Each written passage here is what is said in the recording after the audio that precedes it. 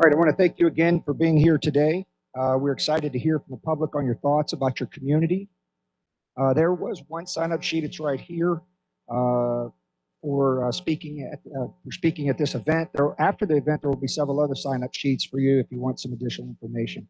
Again, this is a listening tour for the community and the body to hear from you about what's important to you about your area that we should consider as we move through this process. I'd like to take a minute to introduce a few of our members. I'm Representative Chris Croft. I'm the chair of the House Redistricting Committee. To my right is my vice chair, Representative Brad Ralph, and to his right is the ranking member, Representative Tom Harris. And to my left is the chairman of the Senate Redistricting Committee, as well as he's also the Senate Vice President, Rick Wilburn. Sir. Thank you, Mr. Chairman, and also our leadership group is I am the President of the Senate, is the Vice Chair of the Redistricting. Diana Sykes is the ranking member of the Senate Redistricting. Okay, just real quick, were you able to hear through his mic? Just want to make sure all the mics are working. And then one last thing I'd like to do is I'd like to acknowledge the House Minority Leader, Representative Tom Sawyer. All right. Most importantly, we'd like to acknowledge you in the audience and thank you for being here today. With that, I'd like to turn over to Senator Sykes to make a welcoming comment. Sykes.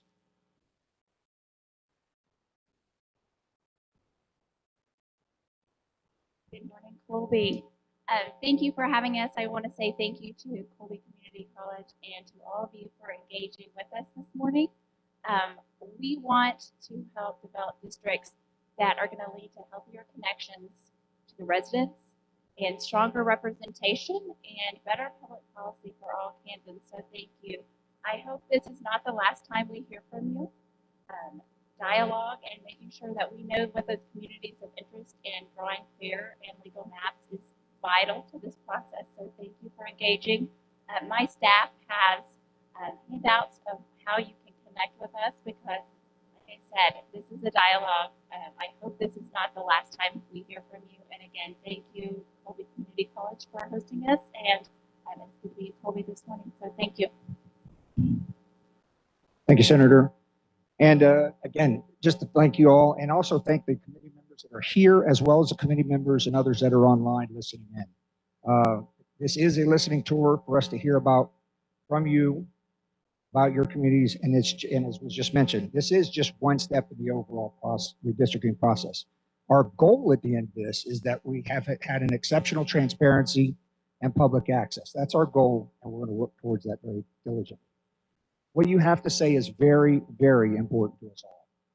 We've asked that state officials, elected officials, provide their comments at a later time so we can focus on what the public has to say. And we are looking forward to becoming more familiar with your communities and hearing what you have to say on things to consider as we are drawing boundary lines and how to improve the process for the benefit of all involved. Again, like I said, there was a sign-up sheet. If there's anybody else that wants to sign up, please let me know.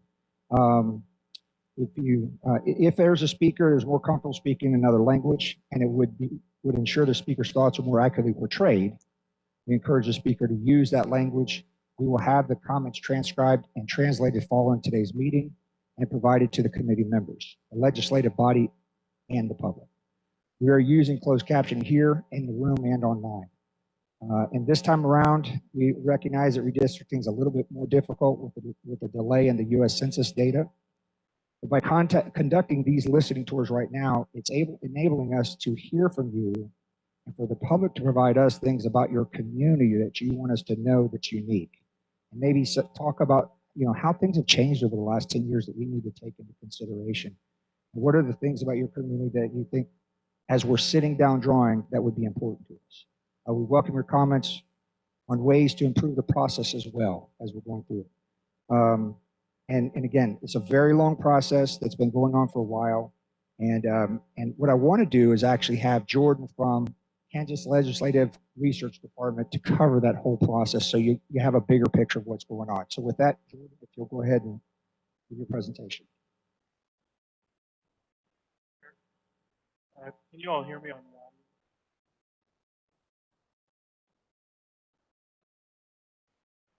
Thank you, Mr. Chair. Again, my name is Jordan Mohall. I'm with the Kansas Legislative Research Department. I'm a senior analyst over there, cultivator on this morning I'm going to be covering some of the basics of the census and the redistricting process for you all.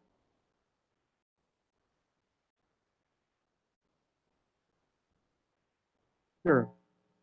Is that a little bit better? Okay. That must have been my problem just a second ago. Apologize.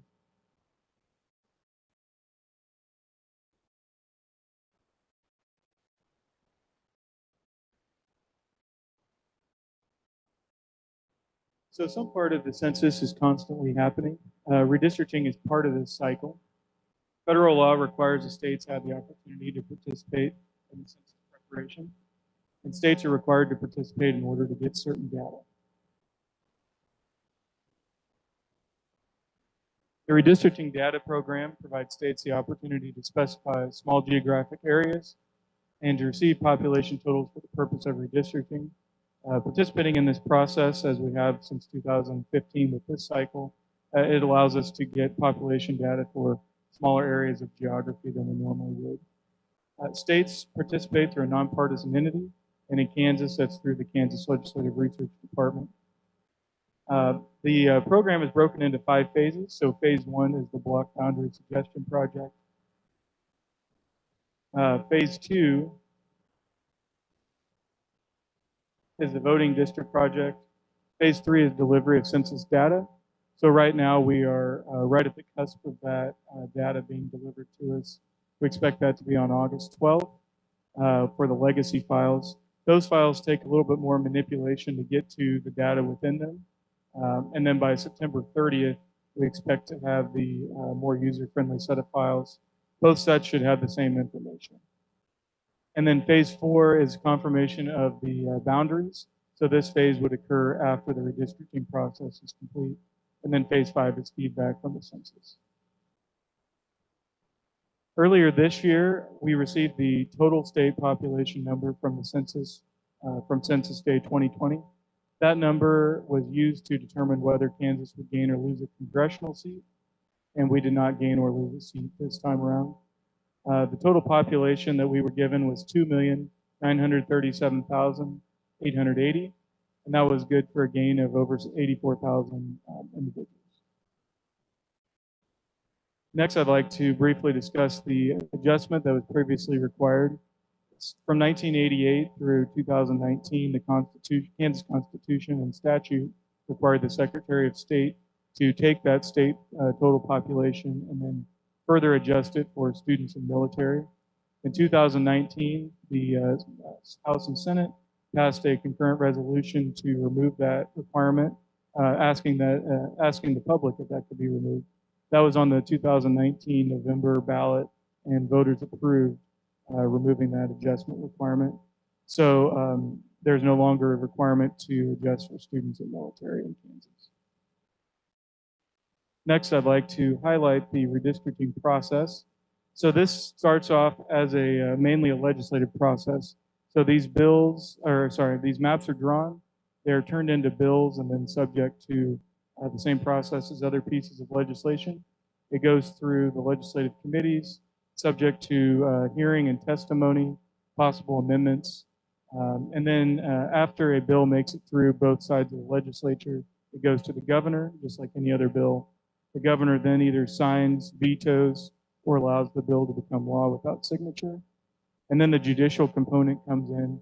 The Kansas Supreme Court is required to review and approve the state maps. And here's just a little bit more information about the process of these bills. So after passage, the bill is published in the Kansas Register. Then the Attorney General has a certain timeline to file with the Supreme Court for their review of validity.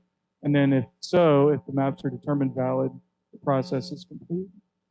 The next slide has a little bit of information about what happens if it's determined to be invalid. There are some different timelines in here, and basically the process would repeat until the Supreme Court determines the maps are valid. This slide lists some resources that the Kansas Legislative Research Department provides. Right now, we still have the information up from 2012. So if you're interested, you can head to our website and look at some of the information that we generate. For each map that is subject to technical review, there are a number of reports that are generated based on those maps. You can see below the map in the picture on the screen, there's quite a listing of different reports that are available. And as I noted, similar reports are run for each plan that's subject to technical review.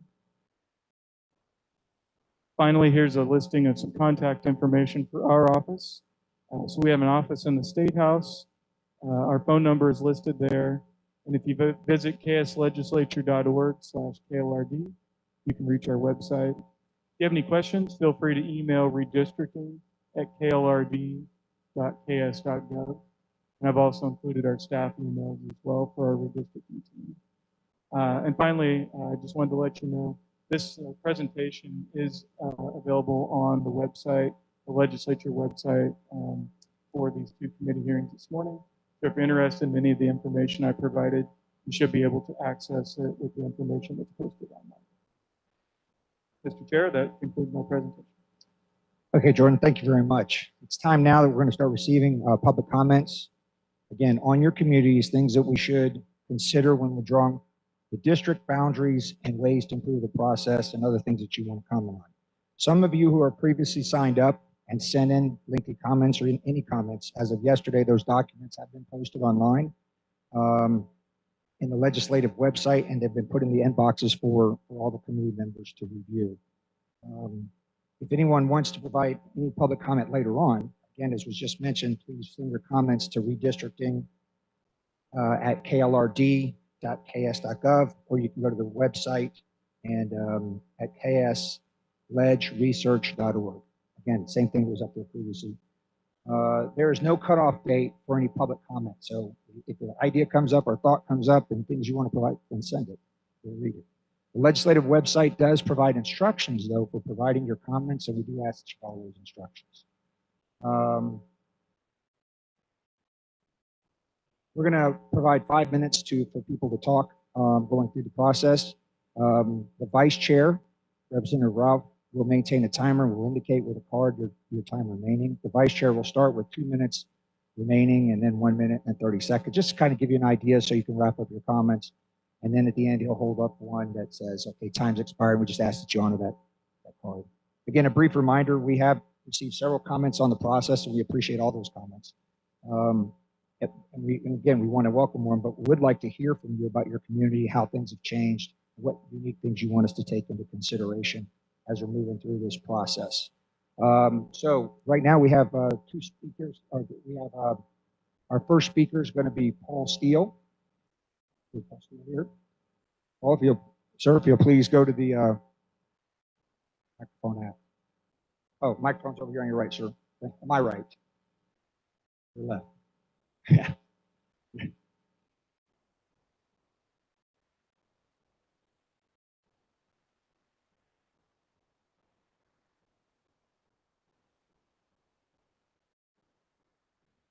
Sir, welcome.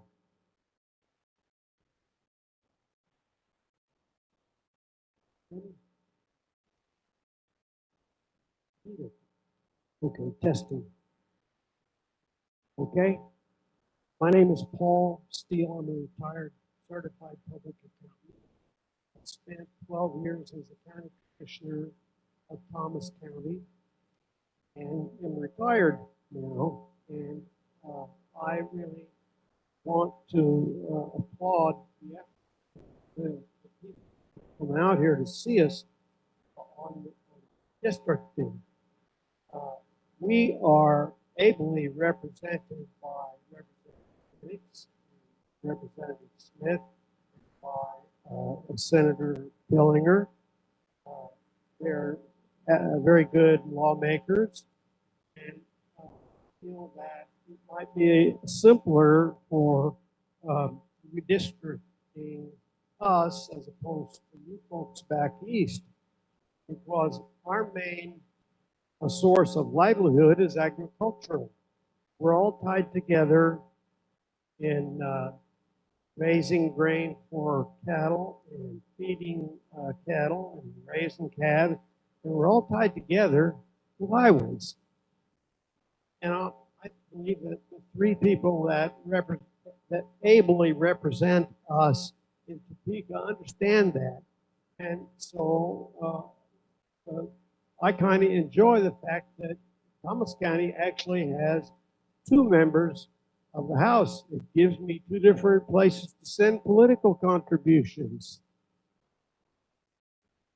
I know all three of these gentlemen. They work hard at what they do. Good conservative folk, and we are well represented. And what I would simply suggest is that we're all in this great agricultural enterprise in Western Kansas, we're all tied together with highways.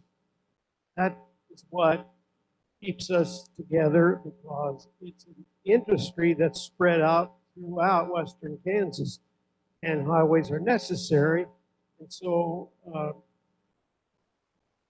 if you can find the money to make the superhighway out of 83, great. If you can't, give us some more passing lanes. But the most important thing is that we need you folks fair and equitable around the state, and let's avoid the recriminations if possible. I really appreciate the wonderful efforts that you undertake, and I hope this time around what you legislate is what we will get. Thank you very much. Thank you, sir.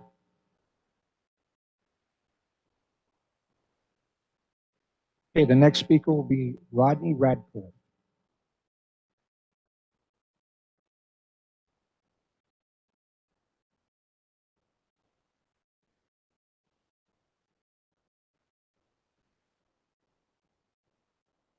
Welcome, sir.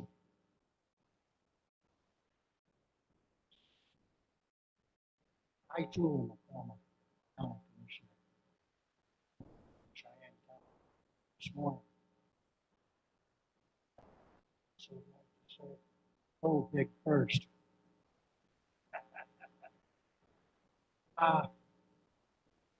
I see a lot of information disseminated to our community.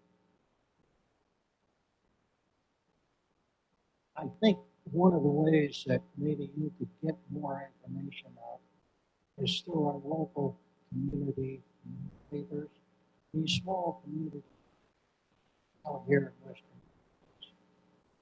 That's one way to get more information out there. I think we vitally need potential need to history, the state. My county, I brought up the subject of redistricting. Was not understood in my commissioners. So I was unsuccessful getting anything accomplished. But I'm going to keep trying, because I am aware of the statute that says everything that's included in the statute should be reviewed. I'm going to pursue it. I'm retired military, great-grandfather, got 12 great-grandsons, 3 great-granddaughters. I got a little wisdom about what we need to stay. Thank you, ladies and gentlemen. Thanks, sir.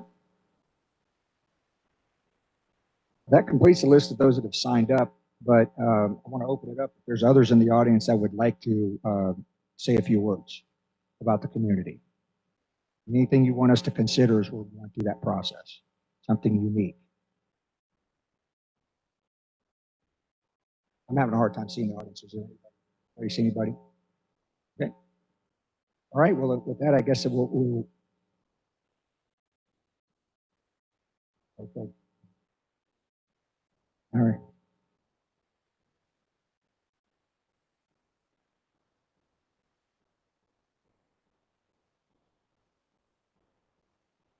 Thank you very much. And first off, I want to welcome you all to Western Kansas. Most of you know me. I'm 10 minutes I represent, I realize I'll have a lot of opportunity to give you input, partially from the community members. 118th district, 20 different, have 18 superintendents, 90 miles to get here. About halfway across. Increase.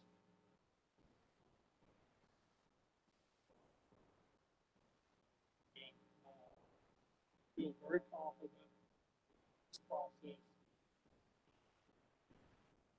district we were outlined 10 years ago. I appreciate you coming to West forward to doing more in the future. Thank you. Thank you, sir.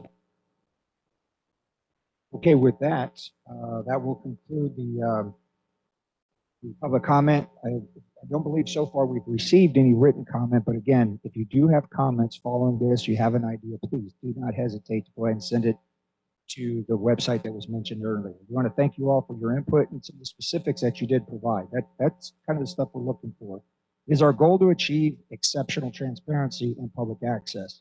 This was our fourth stop in our 14 stop listening tour. And again, this is not going to be the last. This was just the beginning for us for the public input. We are working through what we will do officially after our tour and before the next session in January 22.